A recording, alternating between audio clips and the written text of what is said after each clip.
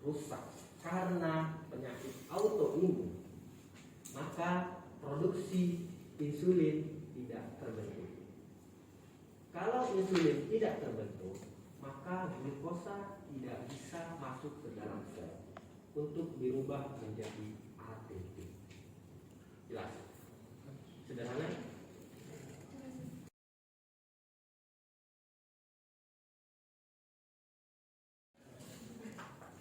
Oke, makanya untuk diabetes tipe 2 tidak diberikan insulin. Karena dia sudah masih bisa membentuk insulin. Jadi diberikan namanya obat anti diabetes oral. Ya, obat anti diabetes oral berarti obat minum. Ya. Obat minum ini fungsinya untuk mempertemukan si insulin dengan reseptornya. Tadi insulin lagi berkelana di mana pasangan ini kan, dia minumlah metformin. Metformin menyatukan antara insulin dengan reseptornya. Ketemu klop, masuklah si glukosa ke dalam sel, terjadilah proses pembentukan ATP. Jelas? Ada pertanyaan? Terapi untuk diabetes, goal terapinya atau output tujuan dari pengobatan diabetes. Yang pertama adalah untuk membuat si HbA1c. Pernah dengar? Udah belajar farmakoterapi kan? Ya. HbA1c. Apa itu? Iya, tahu. Yang 3 bulan. Iya, 3 bulan. Kenapa 3 bulan? Nah, ayo. Kenapa 3 bulan? Kalau sehari bisa lebih tinggi, Pak. Kenapa harus 3 bulan? Gula darah 3 bulan. Rata-ratanya. Bukan. Ayo, kalian mau jaga apa terus? Tanya nanti sama dokter atau sama pasien. Kenapa harus 3 bulan? Kenapa? Tunggu dulu, HbA1c itu apa? HbA1c. Nah, ayo lah, jangan bisik-bisik. Hemoglobin apa?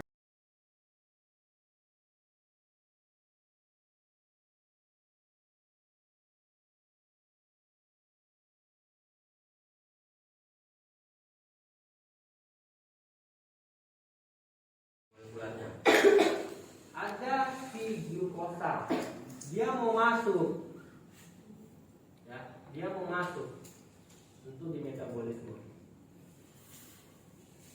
Oke, glukosa ini nanti dia akan di metabolisme di mitokondria pakai insulin akan menghasilkan ATP. Ya. Nah, ketika nanti insulin ini secara normal dulu. Insulinnya masuk, ya, insulin masuk melalui pintu channel dari kalsium, maka glukosa akan masuk juga. Oke ya? Ini insulin masuk dulu, jangan yang lain dia. Insulin masuk ke dalam, glukosa masuk. Oke, insulin masuk, glukosa masuk. Ketika glukosa masuk, dia akan dimetabolisme menjadi ATP. Ya, jadi ATP di mitokondria. Kalau orang yang terkena diabetes, insulinnya nggak ada kan, maka ini juga nggak akan bisa masuk. Nah, ada pertanyaan? Ini kan nggak bisa masuk kan, nggak bisa masuk kan, insulin. Otomatis glukosa juga nggak akan masuk kan. Maka kita kasih obat sulfonyl urea. Contoh obatnya glibenclamid. Ada pernah dengar glibenclamid 5 mg atau 2,5 mg? Nah ya. Glibenclamid, gliclazid, ya. Glibenclamid itu akan terikat sama reseptornya. Oke, dia akan menutup pintu si kalium. Kalau pintu kaliumnya ditutup, maka kalium akan inaktivasi, nggak aktif. Otomatis kalau kaliumnya nggak aktivasi, dia akan membantu namanya depolarisasi dari pintu kalsium. Jadi kalau kita siklus di sel itu, misal kan udah saya jelasin ya. Kalau ada yang masuk pasti harus ada yang keluar kan.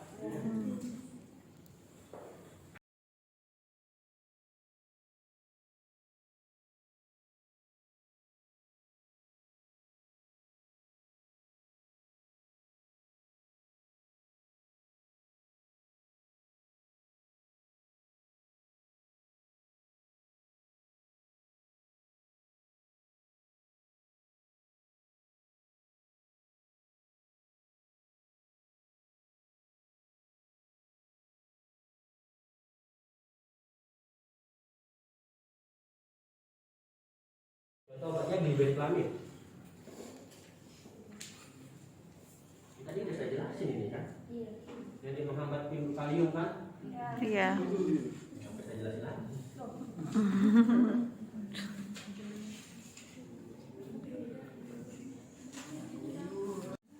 Biguanid itu contoh obatnya apa? Metformin. Lihat di sini. Ketika metformin masuk, oral metformin, maka dia akan menurunkan gluconeogenesis. Namanya gluconeogenesis. Ya. Kalau terjadi penurunan gluconeogenesis, maka akan menurun juga produksi glukosa di hepatik. Jadi hati enggak memproduksi glukosa. Masalahnya adalah kalau hati enggak memproduksi glukosa, dia memproduksi laktat. Makanya tadi efek sampingnya adalah asidosis laktat, penumpukan laktat dalam tubuh. Kalau laktat itu menumpuk dalam tubuh, orangnya bisa sakit badannya. Kalau dia numpuk di ginjal, bisa kena gagal ginjal. Makanya pemakaian jangka panjang metformin ini menyebabkan gagal ginjal. Tapi yang tidak sesuai dengan dosis. Tapi kalau sesuai dengan dosis dapat menurunkan progresivitas dari penyakit. Nah, mekanismenya adalah ketika metformin ini masuk, ya, maka dia akan berikatan dengan mitokondria elektron kompleks 1, di mana akan berubahlah si ini ya, ya. Maka si ATP ini akan berubah menjadi peningkatan ADP, dan ADP ini adenosin difosfat akan berubah menjadi AMP, adenosin monofosfat. Ya. Nama prosesnya apa? Reduksi. Ya, karena ada oksidasi kan, ada reduksi kan. Oksidasi artinya apa? Peningkatan oksigen. Oksidasi artinya apa? Udah diajarin kan mau BMI kan? Oksidasi peningkatan gugus elektron kan? Kalau reduksi Penurunan. dari 3 atom fosfatnya menjadi 1, itu naik apa turun? Turun. Jadi apa Nana? Reduksi.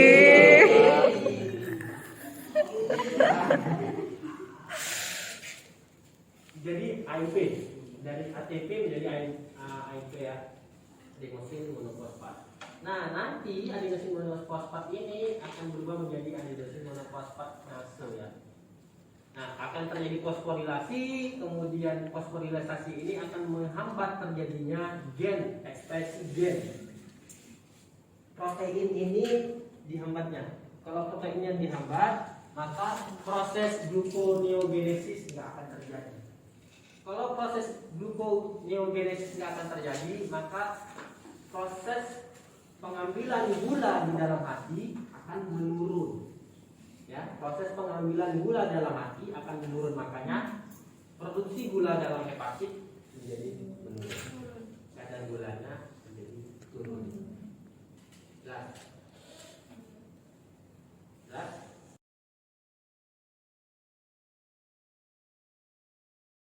Kemudian kalau SGPD ini dihambat, maka akan meningkatkan NADH.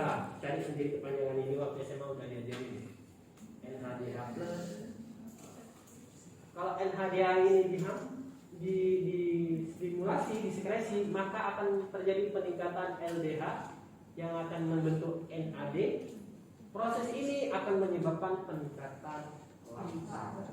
Makanya di sisi sebelah kanan glukosa ngedrop, di sisi sebelah kiri laktat naik. Jelas? Ya, perlu dipahami. Thiobutazone. Ya. Ada rosiglitazone. Oke. Thiazolidinium ini dia menghambat pada PPR gamma. PPR gamma ini suatu protein yang berfungsi untuk ngebuat, ya, suatu protein yang berfungsi untuk membuat si sintesis protein untuk terjadinya pembentukan glukosa. Paham nggak? Enggak. Bentar, sebelum ada obat, PPR gamma Ya, PPR gamma ini dia tempat protein si glukosa ini terikat. Ya, ini glukosa akan masuk ke PPR gamma. Kemudian nanti di PPR gamma akan proses pembentukan sel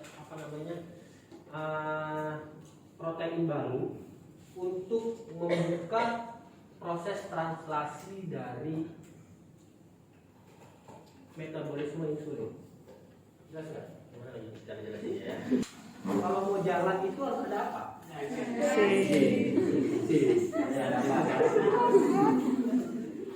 Bensin. Kalau nggak ada bensin bisa jalan nggak?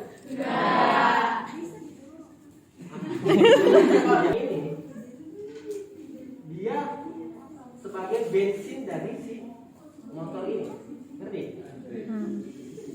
Berarti bisa jalan kan? Kalau ada PPR gamma bisa jalan? Bisa.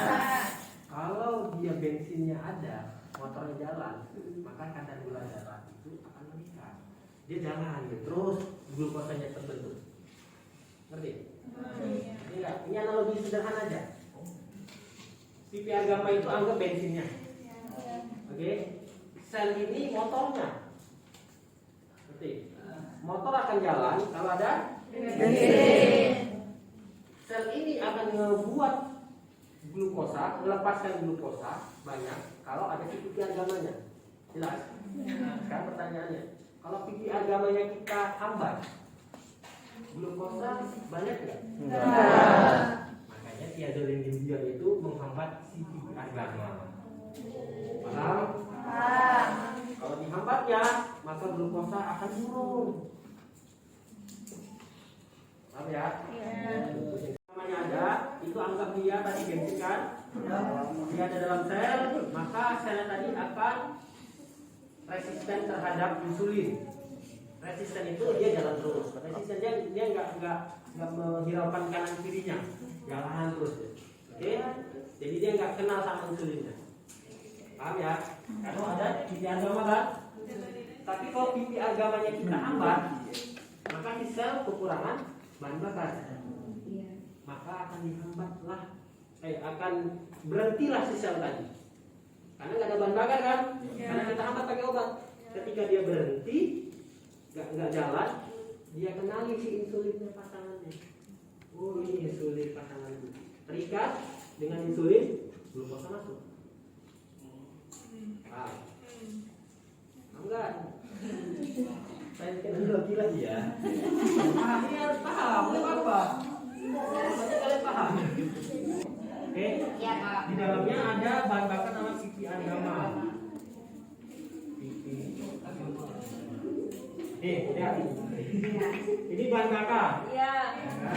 Dia jalan terus karena dia bahan bakar. Dia nggak open. Nggak peduli. Nggak memperdulikan. Nggak peduli.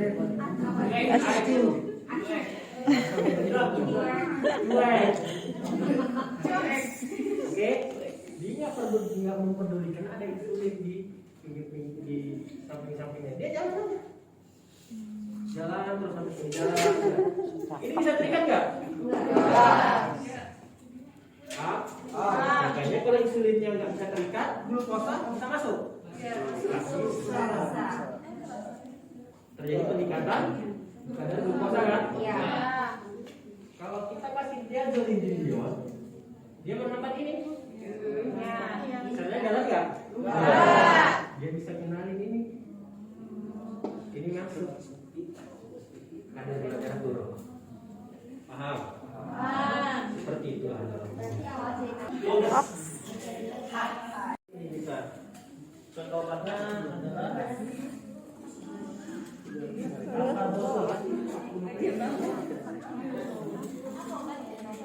akar bose. Perhatikan ya. Jangan bisa. Nih, contohnya adalah akar bose. Ini ada makanan glukosa, makan nasi kan. Dia minum alfa glukosidase, contohnya akar bose. Maka glukosa yang tadi mau diserap dalam pembuluh darah nggak jadi, dikeluarkan lagi. Jadi ibaratnya dia makan nasi, ya udah keluar lagi nasinya. Jadi nggak diserap nasinya. Terjadi peningkatan nggak kadar gula darah? Karena nasi nggak bisa, glukosa nggak bisa. Paham? Ini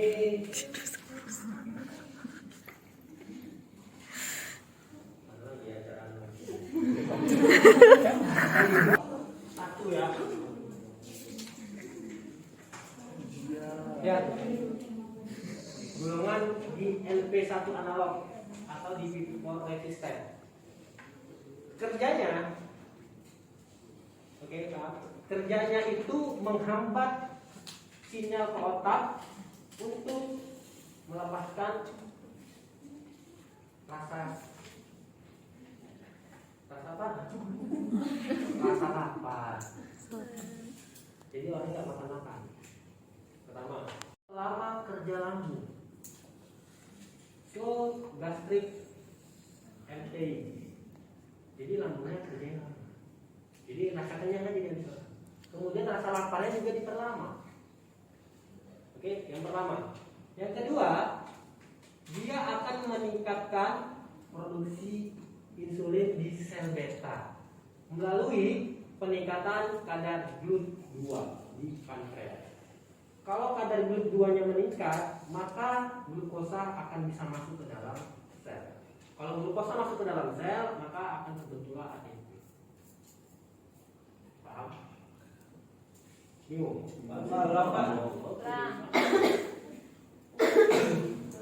Pertama nih kerjanya, dia menghambat sinyal ke otak, ya sinyal ke otak untuk melepaskan respon rasa lapar.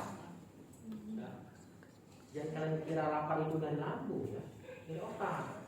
Kenyang juga dari otak. Rasa lapar itu dikeluarkan oleh otak, namanya enzim leptin.